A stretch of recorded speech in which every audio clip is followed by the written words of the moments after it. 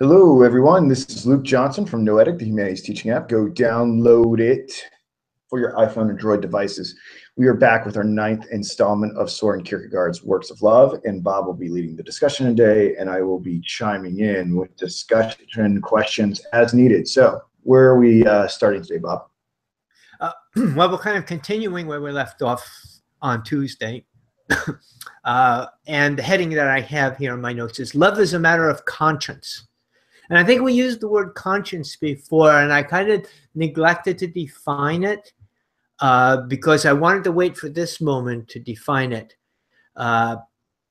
Because conscience can mean a lot of things to different people, but according to the dictionary here, which I think is the way that Kierkegaard is using it, conscience definition is the inner sense of what is right or wrong in one's conduct or motives, impelling one toward right direction, to follow the dictates of conscience. So when we speak of conscience, we're speaking about some kind of an ethical or moral sense of action, being drawn to an action or a behavior that is focused on what's right or wrong. So when he talks about something being a matter of conscience, he's talking about it being a matter of morality, or a matter of ethics, or a matter of just right, simply right or wrong.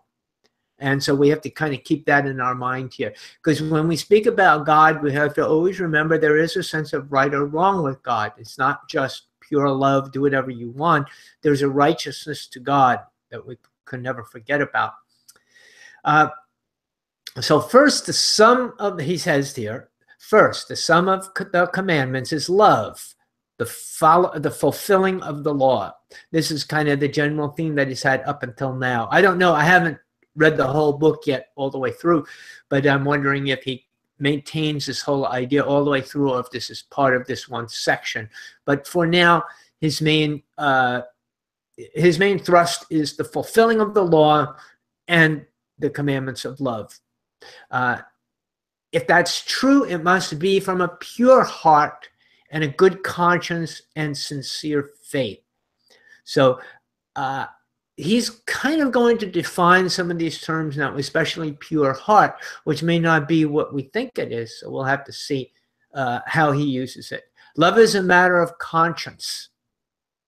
It is this that we will now examine. So first thing, we're going to examine conscience. And that's kind of why I waited until now, which means there's some sense of good and, some sense of right and wrong, as opposed to love, which is not usually how we think of love, but we're going to address it in that sense of conscience. Let's speak about love as conscience in the state of marriage. The pastor might ask the two if they deliberated on this marriage with God and with their conscience, so to decide whether this marriage is something right or something wrong. Is this really what we want to do? Are we really in love with one another? But they bring God, the pastor brings God into the equation of marriage. So an affair of the heart becomes now a matter of conscience. This is when erotic love becomes transformed into more of an infinite love.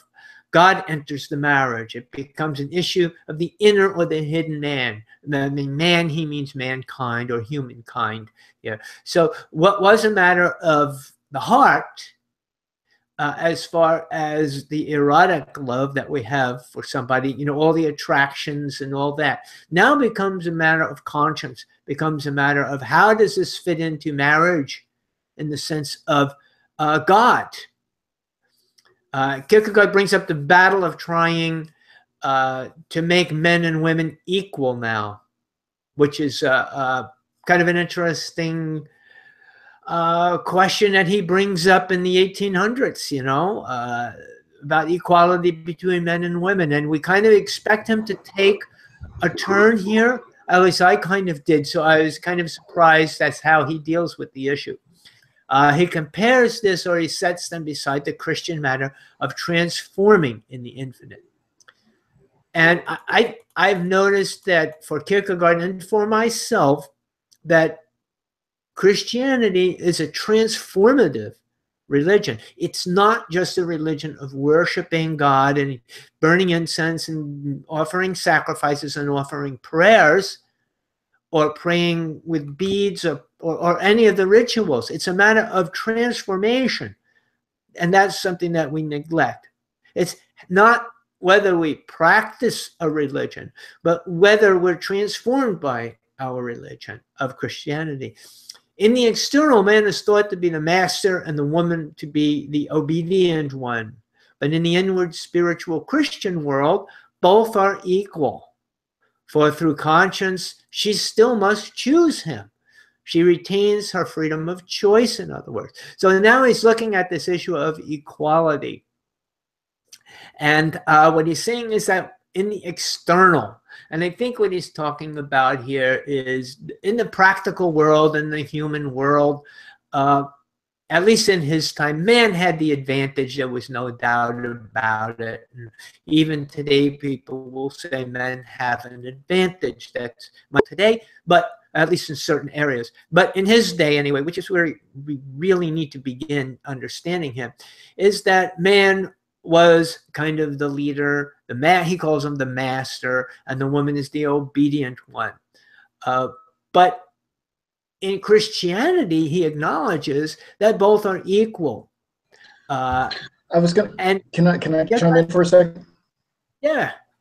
So what's interesting to me as I, tore through the Bible in 6.5 weeks, I really need to devote more time to it than that. Probably need to read it a second, third, and fourth time.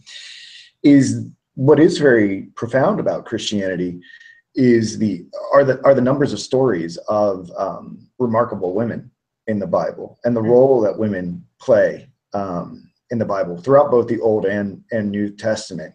I think a lot of people struggle with Christianity because they see it as patriarchal and oppressive. But I mean, maybe you could say something if there is some commonality between individuals like Esther and Ruth and Martha and Mary and individuals, and where you kind of see them fitting in with that Christian tradition. Because I know that that's a bit of a stumbling block for a lot of people who are interested in Christianity.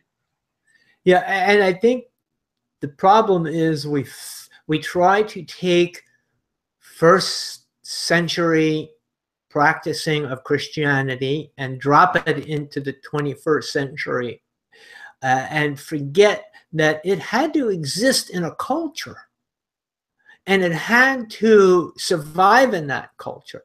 And the culture was not as important as the message. It was not as important as the ministry. So they had to adapt to the culture so not to offend others.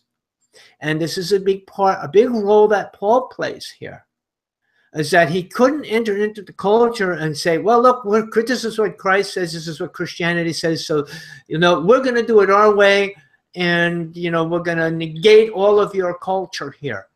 Well, we're going to just your culture with our culture. I guess what I was going to say here is that I don't feel the need to be as apologetic for it, because I'm seeing a lot, at least in the New Testament, of it being sort of this pretty radical defense of women. That it challenging the culture. Specifically, I think of the case of the woman who was about to be stoned, and Jesus, you said to the crowd, and she was like, I guess she was an adulteress, right? And her punishment at that time would have been stoning. And Jesus, right, as everybody knows, said, "He without sin cast the first stone."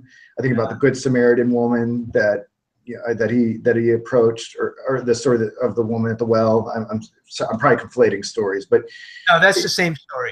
Yeah. So what I'm trying to say here is that there is this sort of radical opposition that Christianity had with this first century culture. One might even makes the case that with the BC culture. I guess I don't feel as ashamed for Christianity and how it treats women. I don't feel this shame. No. Or this need to apologize for it.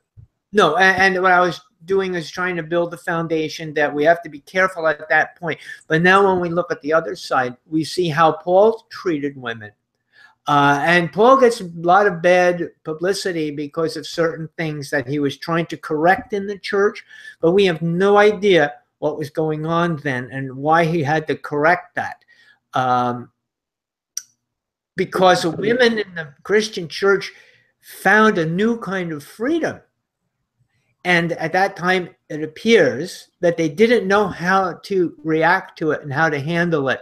And Paul kind of had to pull it together and explain, this is how we have to do it here. We got to get matters under control again.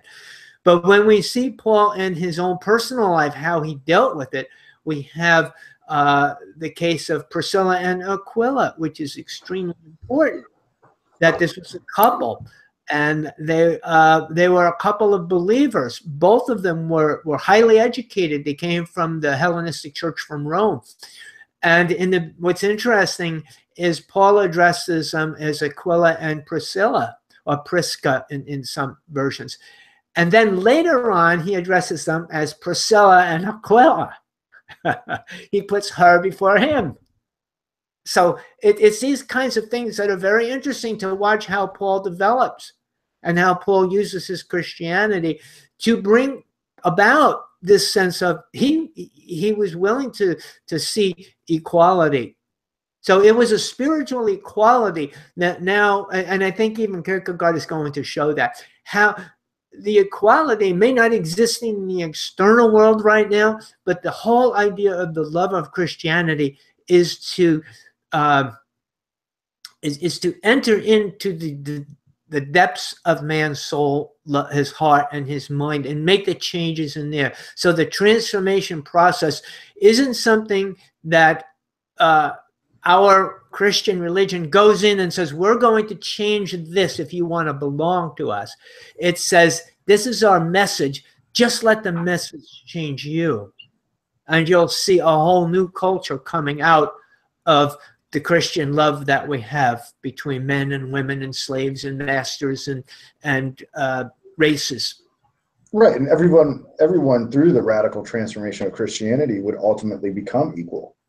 It would be an organic reshaping of the culture.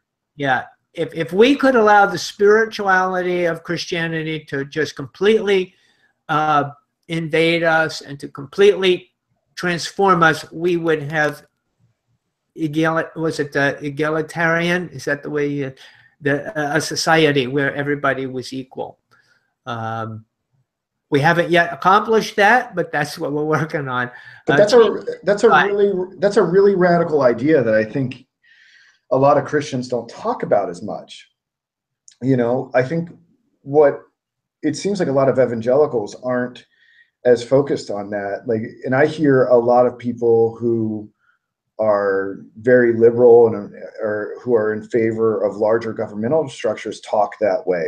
I don't hear a lot of Christians saying if we just allowed the Spirit to invade us, then we'd have the social equality. And I think there's something that a lot of evangelicals are missing out on when they ignore that. I think we need to be talking about it more. It doesn't seem like it should be something that those who embrace more of a socialist doctrine. What I've seen, this is just my own personal observation, personal opinion, really. So it doesn't go for everybody. It just goes from my experience. Is that in some Christian communities, evangelicalism is one, people go from conversion to evangelizing. Okay, this is what they're taught. Christianity is evangelizing. It's kind of like the idea that Jesus was born and then he was crucified. But a whole lot happened in between those two events. There's a lot of teaching that's missing from the world, from certain Christian cultures, because it goes from one to the other and there's no teaching in the middle. People don't focus on the Sermon on the Mount. They don't focus on what's supposed to transform us, the teachings of Christ, the beautiful phrases of Christ that he made. So there's not a lot of internalizing of our faith in some of these people. What happens is they miss that. And that's so necessary. But nobody is feeding the people. That's what I wanted to do with my ministry. I want to feed people the words of Christ. I want them to hear. You say you believe in Jesus, but this is what Jesus believes in. Do you believe in this? You know, and maybe people have never heard the Sermon on the Mount. Maybe they don't know what Jesus really taught. But they really need to hear that in order for that transformation process. It doesn't happen just because you go out and you preach to other people And it doesn't happen because you just memorize the versions, memorize scriptures. It only happens when you really internalize what Jesus taught and what Paul taught, and to get to the inner man. That's why I love Kierkegaard so much, because that's the way he presents the gospel, to the inner man. So that's what makes him so special to me. It says Christianity is meant to belong to the inner world of man. I mean, right there, that's what he says. And so it is with marriage. So marriage has this inner element of conscience, which means the sense of it's related to God. Christianity has made erotic love into a matter of conscience, but not completely, he says. It's not that Christianity has made erotic love specifically a matter of conscience, but it has made all love a matter of conscience, which is inclusive of erotic love. So this is the point he's going to try to address. It's not that Christianity changes erotic love, but what it does is it transforms love, inclusive of erotic love as well, which we're going to learn how it does that. Erotic love might be considered the most difficult love to transform into a matter of conscience, because it's a love of impulse and inclination. And I think that would be the case, that we would think, how do you make the attraction of one person to another in an erotic sense into something of conscience, where there's like a right and a wrong, or at least there's a more morality involved in it. So in and of itself, erotic love does not have that element. As if I take Kierkegaard that way, it doesn't have that element. It's only because Christianity introduces that element of conscience. So can we really choose to love someone? Or is it something that's beyond us? So that's kind of my question there. And I know that in societies, as many societies, even today, that love is not the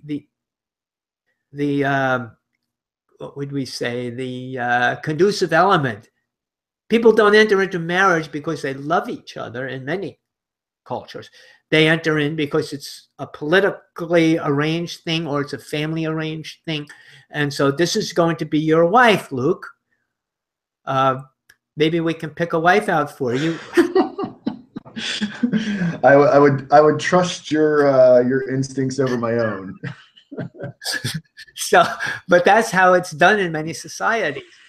So, you know, there's not even an erotic element to marriage in some places, no less one of conscience. So Christianity and erotic love almost seem to be at odds with one another here. But if two people fall in love, then why does Christianity want to mess around with it? Why not just leave it alone?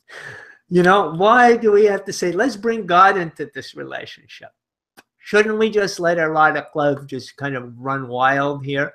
Can I ask you a question? Oh, Drawing sure. on your knowledge of my past experience with love, right? Yeah. Well, what I want to ask is,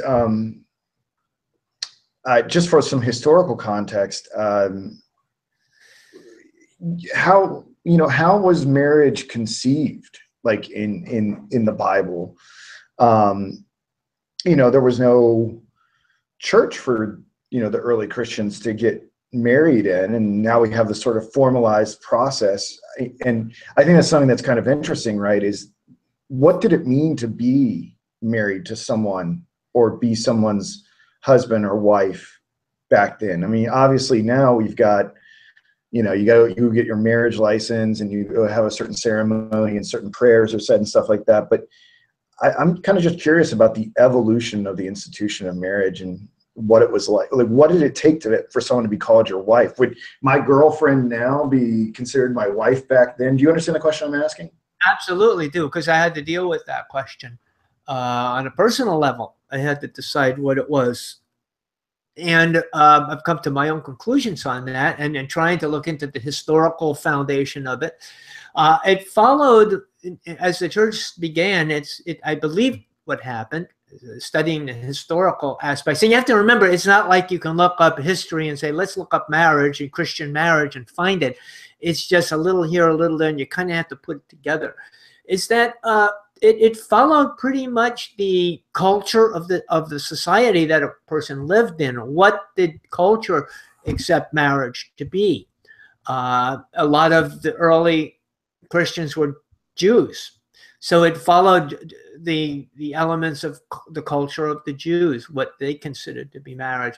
In the pagan societies, it became a more difficult issue, because there you got married as a pagan. Maybe you went to the pagan church to get married, or the temple, I should say, the pagan temple to get married, whereas you wouldn't do that. Paul would never recommend that a husband and a wife go to a pagan temple for them to pronounce marriage. So there had to be some kind of a spiritual commitment made between the two that began early.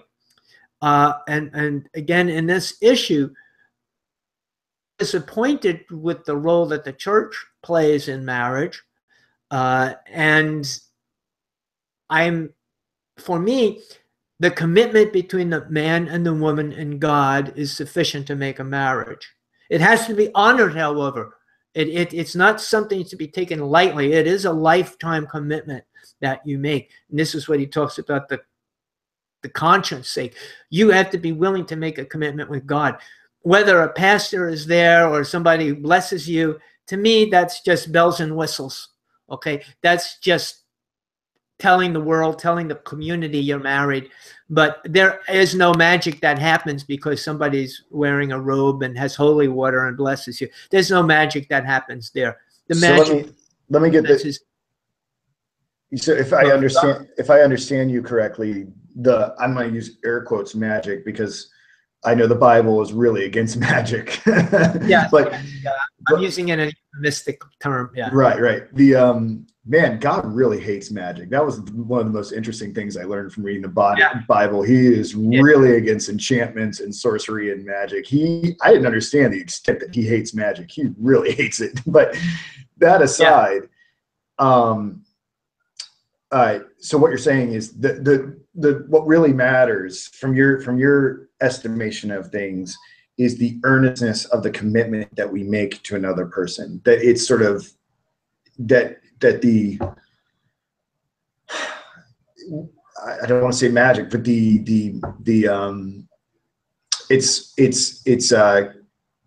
specialness occurs in our resolve. Would that Absolutely. Be yeah, the pastor being there just happens to be, it doesn't even have to be a pastor. Whoever is there, and the ceremony is really for the people. But for me, the marriage takes place in the hearts of the two people that want to join. So the marriage is complete, but it's made socially acceptable by piety. I know that might go against some people's, especially church, religious thinking and upbringing. But that's something that each of us has to come to, because let's put it this way. If you're insincere and you're standing in front of the pastor and you're making a commitment that you really don't believe, then are you really married? Does him standing before you when you're saying something that's not true, you're in a sense lying, does it make it a real marriage just because he's there? No, I don't think it does. I think it takes place in the hearts of the two people making a commitment with God. It raises similar questions for baptism, right? Because there are many people that have been baptized and gone through the ceremony in the eyes of everybody else, but haven't really believed it in their heart. And it's something that we're digressing, but that's okay. I guess not really. Well, what I'm trying to say here is, like, I've never been baptized, but I feel myself to be reborn.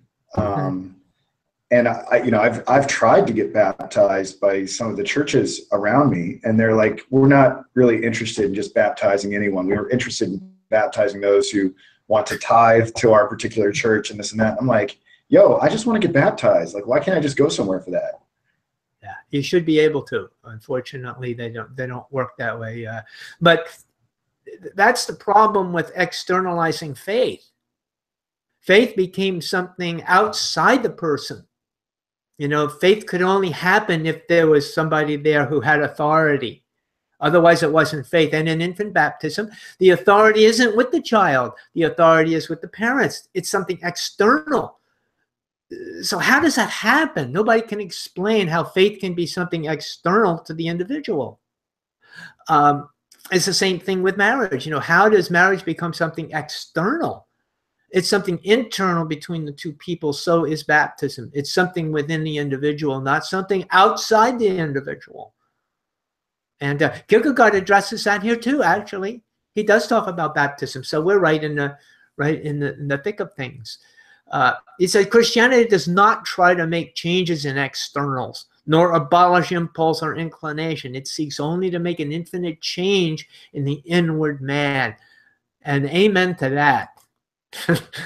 The infinite change is the hidden man of inwardness, oriented in inwardness towards the God relationship, which is different from the inwardness that is oriented outwards and away, which is the human element. So he's telling us that the whole purpose of Christianity is to aim at the inner man, aim at the inward man, to make those changes there so they could blossom into a full, mature Christian. The Christian is drawn towards God by who God is and not by man's power. So it's God, his presence, his existence that gives the authority, not any man. There's no man who has the authority of God. God must be present at the marriage ceremony. And he's only present in spirit and truth, according to Scripture. So we must be truthful if we're making a commitment with someone at that point. So Christianity isn't interested in trying to make one particular kind of love, erotic in this sense, a matter of conscience, but all kinds of love.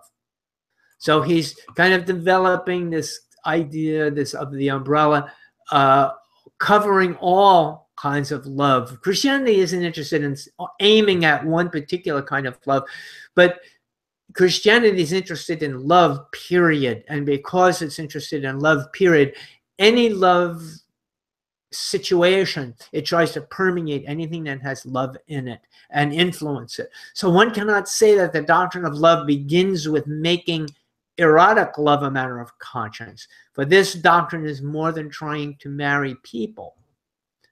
So we're not aiming at just erotic love. Christianity begins with God or the neighbor, for in loving his neighbor, man must find God, at least to do it truly. So even in neighborly love, God has to be involved in it, because that's where we really find the essence of conscience.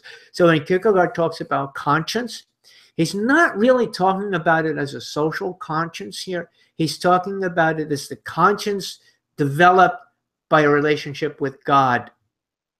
Man belongs to God first and foremost before any other relationship, including marriage.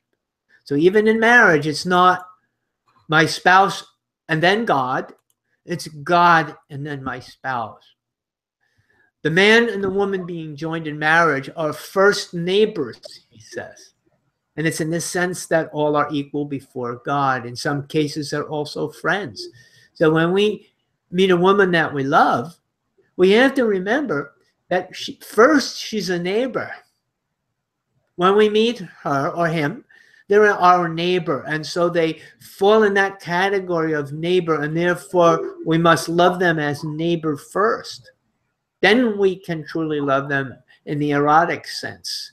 And love them in the sense of familiar or friend as well. If I may insert a question. Yeah. So I can imagine that someone's listening to this and they're saying to themselves, you know what, that's great that you and Bob need your Jesus to get you to properly love your significant other or your neighbor. But I'm doing just fine without it. I think this is true, right? I have most of my friends are secular, and some of those secular friends, not a great many, but a handful, have done really awesome humanitarian things and seem to be in really stable, loving relationships.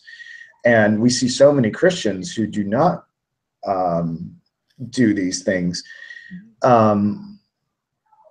I guess the question here, it's a little bit of a question of natural law, because it seems like the conscience is sort of implanted there to begin with. I just wondered, and then maybe perhaps perfected, or at least it ought to be perfected in the faith relationship. That's got a little bit how I view it. I think the question for me becomes why we see so many Christians not loving their neighbor and in so many dissatisfied relationships. It doesn't even seem like they have that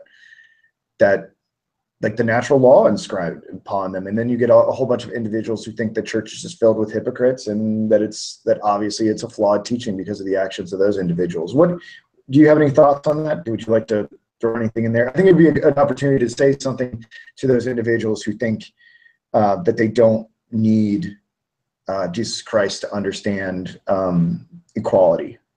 Yeah. I think that in some of the things you said, you're absolutely right. I'm not going to defend the church. I'm not going to defend the people who have a wrong-minded sense of Christianity, where it's just a religion to them because it's not practiced the way it's supposed to be practiced. They're not good models for Christianity. This has been the big problem all through Christianity, really. Is that there's not enough models to show the world this is what Christianity really looks like. I know this is one of the things that my wife Monica and I want to do. We want to show the world, or at least the people we meet, what it means to be married as Christians. This is what it really looks like. This is how romantic it can be. This is how loving it could be, how sincere it can be, how we listen to one another, and we try to model that as well as model Christ in our own personal lives. And it's not the majority, unfortunately. Mm. But the answer to your question, which is a great question, is, and it comes up in other issues as well, do you need Jesus to be a good person? Is kind of like you might say, can't you be a good person without Jesus? And the answer is no, you really can't. Because being good means good relates directly to God. Now we can be, we can be humanitarians, we can be imitations of that goodness, but we cannot be legitimately and truly good. Even Christians can't even do it. That's why we have to let Jesus live through us to live and to model goodness, because we don't have it. None of us do. We have an imitation of it, but we don't have the legitimate goodness in us. What were you going to say, Luke? Well, I would quibble with you on that. I think it's possible for there to be virtuous pagans. What the distinction that I would make is that virtue is not enough to have eternal life, because no matter how virtuous you are, you're still going to have committed sin and therefore separate yourself from God and will need Christ. Because it seemed like there are plenty of good people. I mean, this is an argument that has gone throughout the ages of theology. I mean, Socrates was a good person, and the Old Testament saints, they were good people, but they never knew Jesus Christ. They needed Jesus Christ in order to bridge the gap between here and elsewhere. It seems like to me that would be the distinction I would make. And I guess in general, I was asking more of a question of, like, it sounds like you may not be a subscriber, and this episode isn't so much about Bob Schut as it is Kierkegaard, but it seems like you might not be a subscriber to the idea of natural law, where I don't know. It seems, at least it seems like to me, when I look at all cultures, it seems like there is goodness written across the heart of people. Well, I think there's some people have a desire to be good, but according to Scripture, no man is good. You know, even Jesus, when they called him, said, "Good Rabbi." He said, "Why do you call me good? No man is good, only our Heavenly Father in heaven." Even Jesus denied having goodness in a certain sense. So how can we say we're good? So I'm using the term good here in a very holy sense. Yeah. I'm not saying our perception of goodness. Of course, somebody goes and risks their life to save a child in a burning building. We might say that's a good act, but that's not goodness in the sense of holiness. And that's what we're really talking about here, holiness. So there's a difference between being holy and being good. Yeah. The world can be good, no doubt about it. You know, I've seen much better people who weren't Christians at times than who are Christians, and their behavior is better. But they're not holy because they're not setting their lives up for God. They're not living the life that God wants them to live. So it's a union, a unification between God and between man. And holiness is what we see of that unification. Goodness we all have, but we have goodness, and I agree with you, we do have a natural goodness. But why do we have a natural goodness? We have it so that we can recognize the authentic goodness. So what we have is kind of a shadow of the truth. I would go along with that. Yeah. He gave us enough goodness so that we can recognize his goodness. Yeah. I would follow you with that line of thinking. Okay. Yeah. So goodness alone is insufficient if we don't use it in order to recognize God's goodness with it. It's imperfect. It never becomes complete. So Kierkegaard says that neighbor love is above erotic love. This gives the implication that he sees love in kind of a hierarchy, but I'm not sure that love really exists as a hierarchy where one love is higher than the other. It may exist in something akin to like set theory, if you remember set theory, where one is a member of one set and a member of another set. But I'm not so sure that erotic love, that neighborly love is higher than erotic love. But well, really, yeah, go ahead. I think I understand that, because in erotic love, you're operating off of instinct and preference. And in neighbor love, you're oftentimes loving people that you don't want to love. You're loving drunks. You're loving homeless people, perhaps even your enemy. Whereas in erotic love, you're loving someone who can bring a great deal of pleasure to your life. Yeah. And so it's like, so I guess what I'm trying to say, I could see a scenario where neighbor love is a demonstration of your total selflessness. Whereas when you're in erotic love, you've created this, you've got this mirror image of yourself that's reflecting back everything that you want. Whereas in neighbor love, you're doing something that is just supererogatory, that you don't really need to do in secular terms. Well, okay, so let me ask this, because I'm trying to work this out myself, actually. Sure. When I read it, I wasn't sure whether I could agree with him or not. There's one love, but as he says, that it's broken down into maybe certain kinds of distinctions, 3 types of love. Do you see them more in a hierarchy, or do you see them more like in a set and then a subset that belongs to that? In other words, does erotic love belong to neighborly love? Is it a subset of neighborly love? Or is it a hierarchy where they're actually distinctive different loves, and neighborly love is higher up on the scale? And that's what I think he was saying, but I'm not sure that I perceive it that way. What do you think? I mean, look, I think any sort of depiction of this is going to be somewhat arbitrary. Yeah.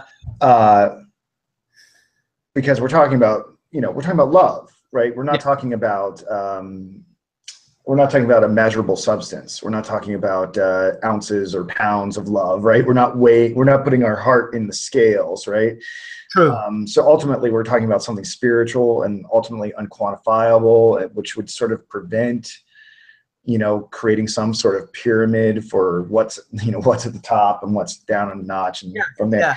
But I would say that the neighbor presents an opportunity for us to know that we have the highest love, that we are in a complete relationship with God. I think it's merely an opportunity to reveal that we have the best love. That's what I would say. The more interesting question I think then becomes is, ought we to be loving in any way but neighbor love, right? And this is something that is a hard question to deal with, because we want to have erotic love. And if we look at Kierkegaard's life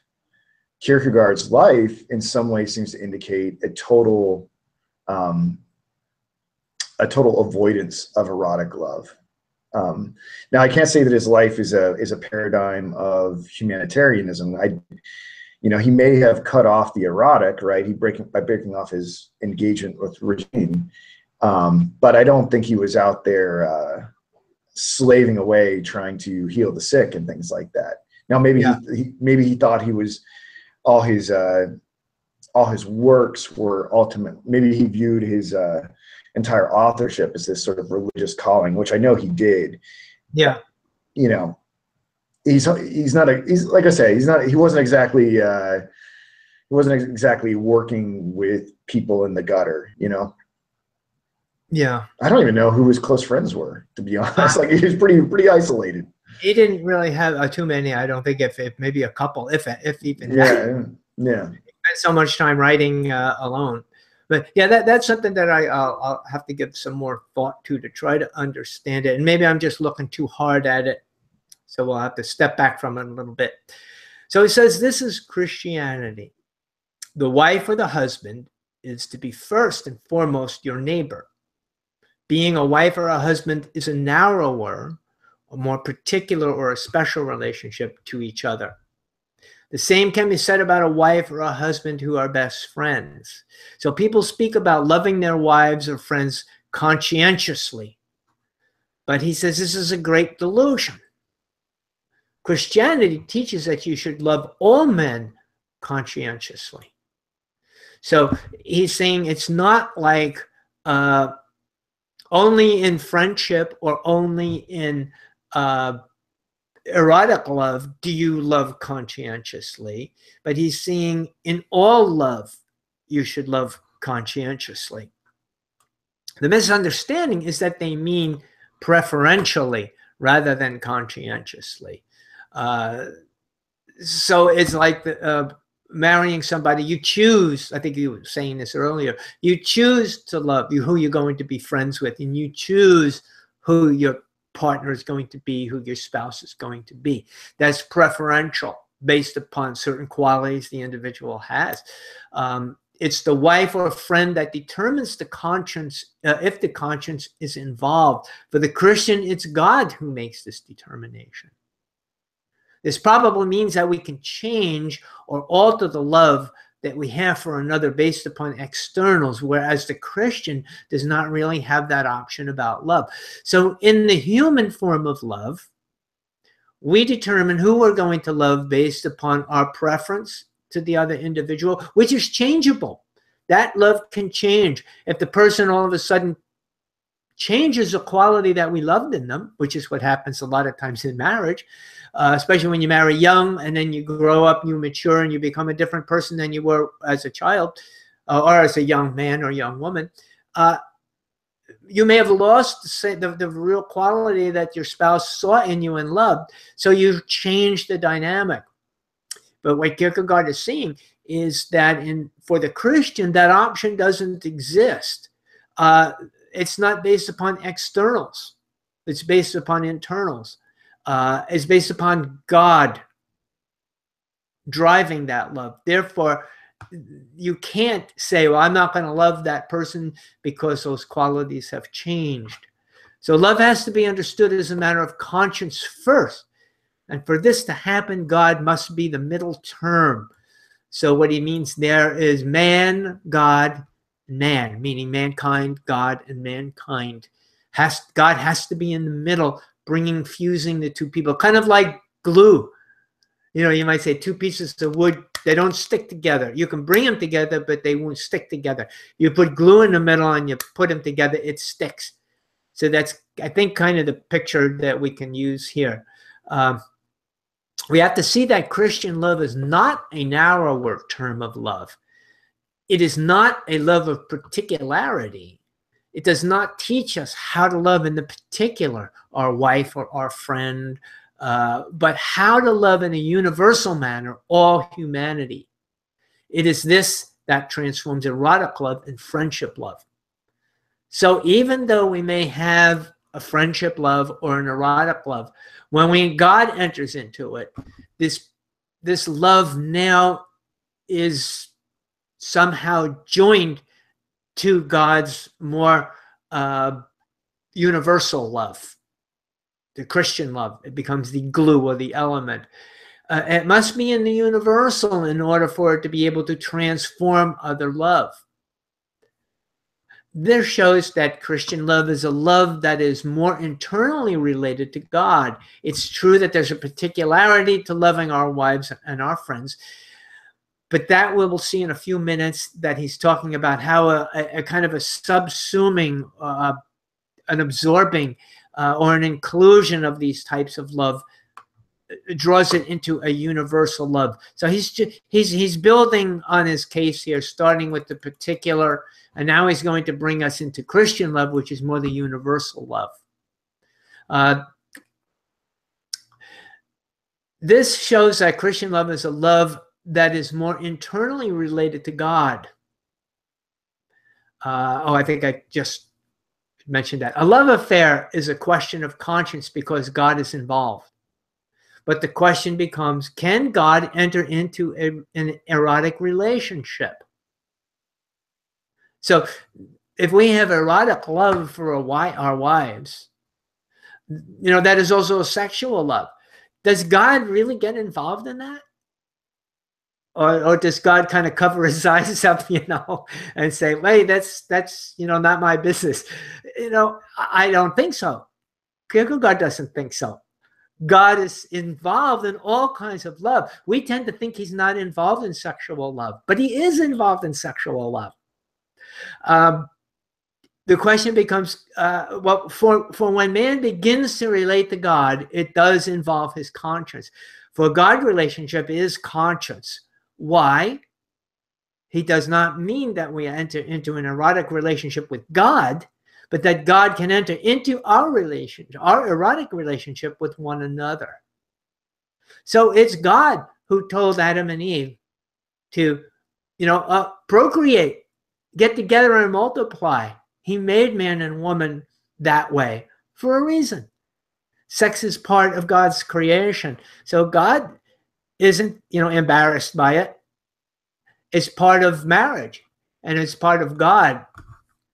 Conscience is involved because God is a righteous God as well as a loving God, that I mentioned a little earlier. His righteousness witnesses to our ability to understand our own lack of righteousness, or at least our consciousness of it. And this is kind of brings it together a little bit more. We talked about our understanding of goodness. I think this is saying it a little differently, that when we understand the righteousness of God, it makes us aware of our consciousness of righteousness and our consciousness of our lack of righteousness. Now, we may be good people in the worldly sense, but we don't really see our lack of goodness, our lack of righteousness, until we see God's righteousness. This is the issue, I think, that we're talking about with natural righteousness, natural goodness. We see ourselves as good when we compare ourselves to other people. But when we compare ourselves to God and his goodness, that's when we really see, as Paul says, our righteousness is as filthy rags. It's not righteousness really at all. It only gives us the appearance of righteousness. So I've got a quick quote to read here from page 143 of my book. It's just a quick one here. Love is a matter of conscience, and thus it is not a matter of impulse and inclination, or a matter of feeling, or a matter of intellectual calculation. So love itself, he's speaking about. He's going to get into that now. Humanly speaking, many different kinds of love are discernible. But this isn't so with Christianity. There's only one kind of love that's called spiritual love. Right? So here he kind of highlights this or underlines this. He's talked about different kinds of love here and there, but in Christianity, there's only one kind of love. It's spiritual love. So he's saying that at the root of all love is spiritual love. I think that this is only true when we think of love from the point of view of true love.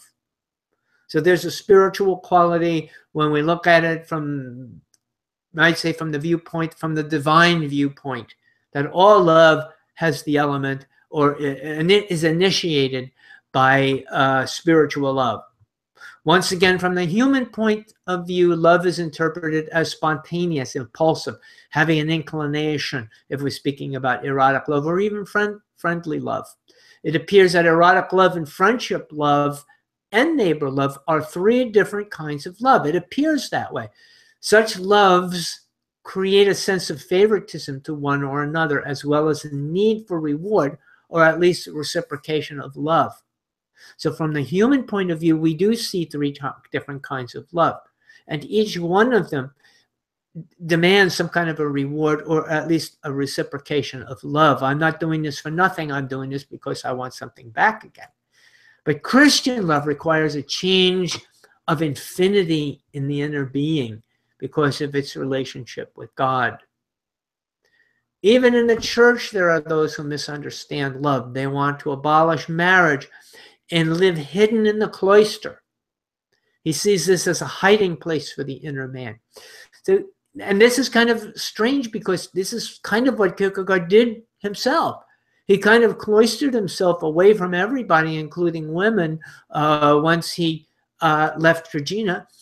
He kind of cloistered himself. And so he's speaking, I think, here from firsthand knowledge, firsthand experience. It's a kind of hiding that he's talking about, where a man removes himself from other people. He likens it to a child who hides, expecting someone to come and find him. I guess he's referring maybe to the game hide and seek. Maybe they had their version of it. It's probably biblical, the game of hide and seek. It goes back to ancient days. But his hiding is a game that he plays with his inwardness. He tells the secret of his hiddenness. He hides himself from family, friends, and marriage. So page 145, I have another quote here.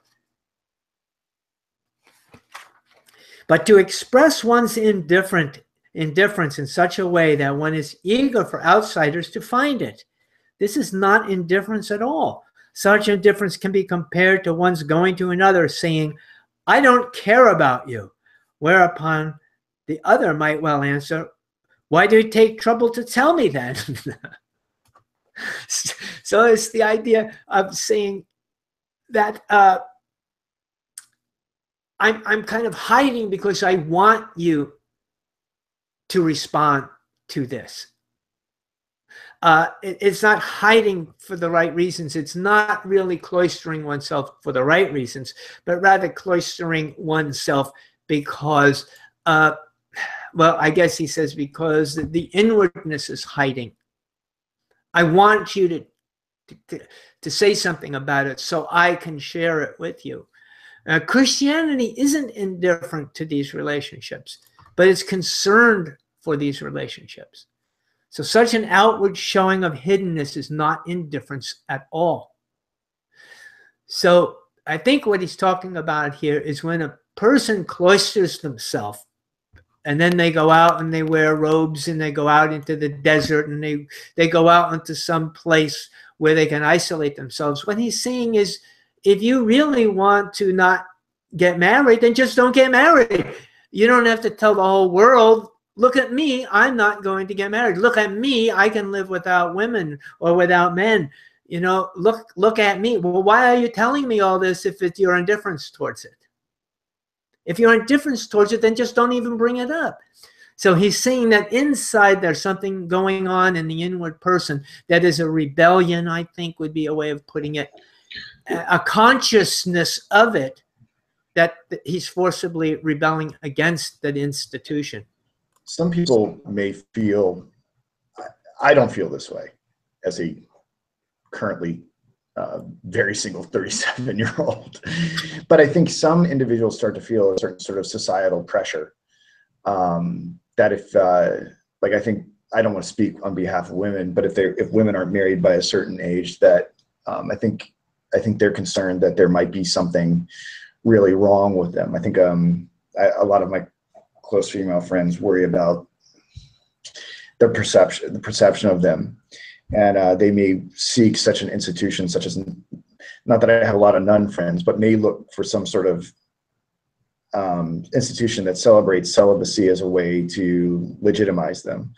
Similarly, I think for men, once you get to a certain age, you become sort of a man of mystery, and then people start to wonder, and it wouldn't surprise me if there were a lot of people that looked towards the priesthood or the ministry or something like that as a way to sort of deflect some of those questions. Just throwing that out there. I personally don't feel that way, but I can kind of understand, I can kind of sympathize with some individuals who do feel that way. Yeah. Yeah, and I think what he's saying is that it becomes a cover-up of the indifference. You're not really indifferent. You know, you're worried about it in one form or another. So if it really didn't matter to you, you wouldn't need to cloister yourself. You just wouldn't tell anybody. And there's people some authors that I've read who've been single all their lives, and they never talked about it. They never did anything about it to let anybody know. They just didn't get married because they felt this was their ministry. No, single and proud over here. But I also will say that I probably am guilty of it to some degree. I think it's an interesting thing just to speak about existentially and psychologically. Like I may not physically join some sort of monastery, right? But by surrounding myself with so much learning and so many books, have I not built up a bit of a monastery, right? Have I not excluded myself from the rest of humanity? Because I think it can be quite intimidating for both men and women to be highly educated, and then in a way, I think there are a lot of women who feel like they have to dumb themselves down, or at least not demonstrate their intelligence because they're afraid of how men will look at them, that they'll be over aggressive or too alpha or something of that nature. I'm speaking too loosely, but I think you understand what I'm saying. Oh, absolutely. If I were really to plumb the depths of my psychology, I think I could probably say there's probably part of me that learns so much so that I never get hurt again. If I were to be totally honest, if I make myself completely inaccessible, then no one can hurt me, right? There might be something. Knowledge can become a wall. Yeah. A moat that we build around ourselves to protect ourselves. And I think kind of that's what he might be saying or alluding to as well. I think he, in a sense, built himself a wall because of his rejection of that society rejected him. Fortunately, he built his wall so we can read all about him. But yeah, I think that we can all fall into that. We have to be, that's supposed to be the purpose of church, is to help people not to build those walls. It hasn't really functioned that way, but that's what it's supposed to do, to say you don't need walls. You know, you can come here, and we're not going to judge you because you're single. We're not going to judge you because you've decided to be an intellect. We're not going to judge you because of those things. You're a brother, you're a sister in Christ, and that's how it's supposed to be. A lot of people don't feel comfortable with that, so they do build walls. So, but we'll make sure that the wall doesn't get too high, Luke. And no alligators, please, okay, in the moat. Christianity does not try to make external changes to love. It wants to sanctify it, making it new. Sanctify means to set it aside for God, to cleanse it so that it can be used by God, is what it means to be made sacred or sanctified. To be made holy is another translation of sanctified. If one wants to forgo marriage, he might as well forgo friendship, since it might have the same quality of taking one away from God. But few people who forego romantic love will also forego friendship. Now, I think that's kind of an insert of by me. I don't think Kierkegaard said that. I think that I kind of made the connection there. If a person says, well, I can't get married because it's going to interfere with my relationship with God, then I would throw back at them, but then you might as well not have any friends either, because that can certainly do the same exact thing as marriage. So you got to live isolated for the rest of your life. And then if you do that, then you're really not living life. And you're not really experiencing life. So there's no real excuse. I mean, there's a choice you can make. You can do it if you want to, but you can't use that as an excuse that I can't get married because it will interfere with my godliness. Even Christ's disciples got caught up in externalities at times. This came out when they wished to see in order to believe. This is Kierkegaard speaking here. Decisions based upon externalities is exactly what Christianity does not want. Okay, so now he gets into a little bit of sensitive information here.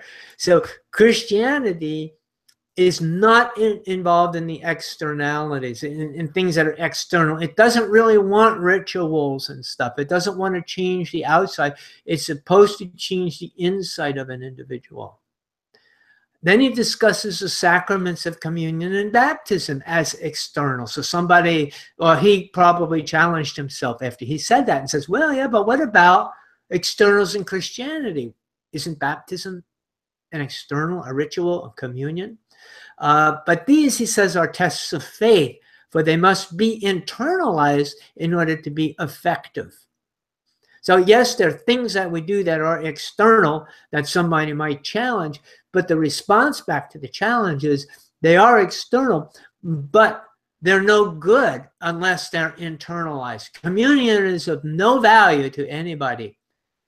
I knew a man who had a prison ministry, and he went into prison and he gave communion. That was his job, to give communion. And a Muslim came up to him and he said, I want to take communion.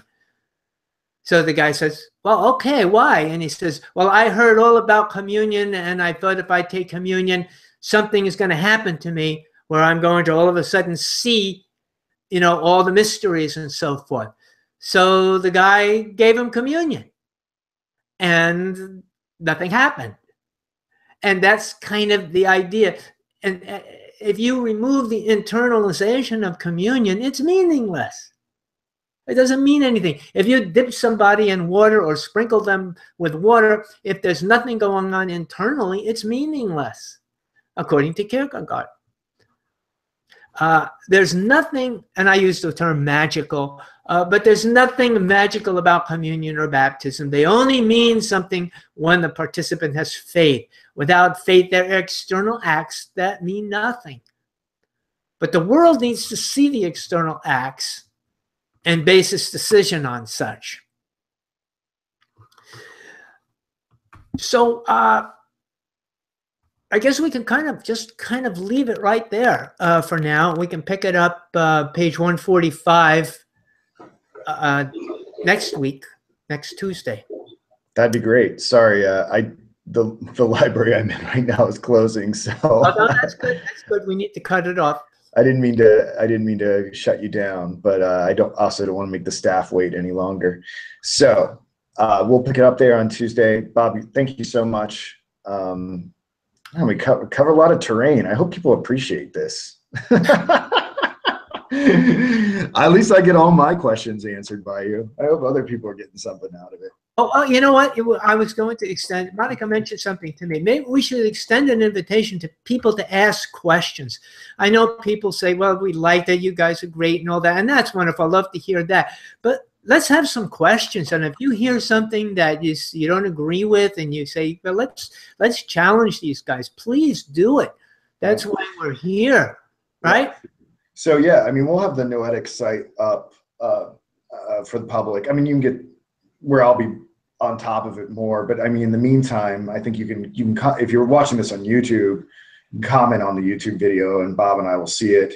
And you can write me directly at philosophyluke@gmail.com. Again, that's philosophyluke@gmail.com if you want to submit a question. Bob, do you want to give your contact information? Yeah, they can call me at email me at rschut, which is RSCHUT @sbcglobal.net. Okay, cool. All right, till next time, everyone. Go download the Noetic app, and thank you, Bob Schut. You're welcome, my friend. All right, bye-bye. Talk to you next week.